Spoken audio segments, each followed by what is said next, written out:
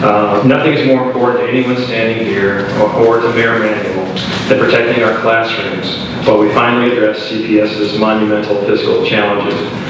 To parents, students, teachers, and everyone else in our CPS family, this means that schools will open on time. This means no academic programs being scaled back.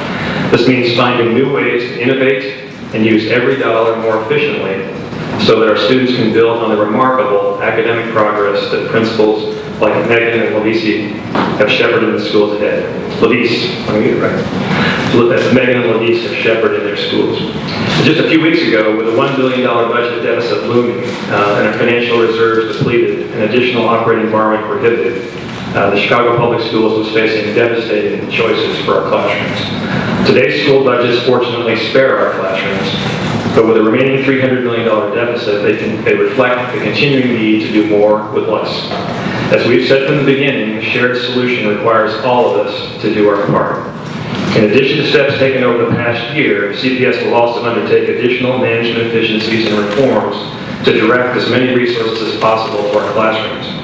As we work to mitigate the budget crisis, we developed a number of initiatives that would help CPS manage the crisis.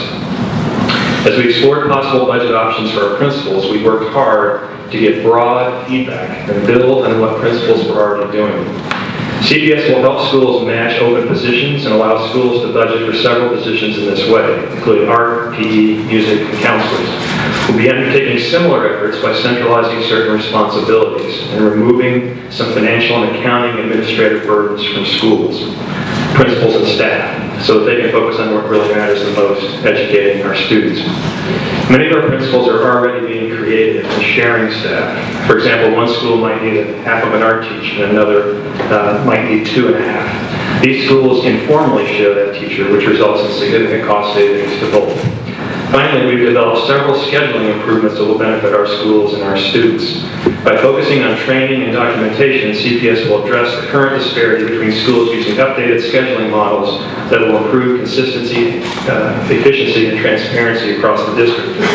Improvements will include formal training of principals, new scheduling procedures, uniform scheduling guidelines, improved documentation standards, enhanced data collection via technologies, and a new training manual. We will also be, for the first time, leveraging the purchasing power of the district as a whole through reforming the procurement process and negotiating steep discounts with vendors to take advantage of the combined purchasing power of all 600 plus of our schools. With these efforts, we don't anticipate any teacher layoffs as a result of this budget, and we expect to deliver the same high-quality standard education that our families deserve. Implementing these efficiencies will also help CPS realize savings, as well as put the district on a long-term path to sustainability and better management in the years ahead. Finally, we will devote ourselves in the coming year to turning temporary funding streams into permanent structural fixes. We need to get past stopgap budget measures. We need to close the chapter on one-time solutions.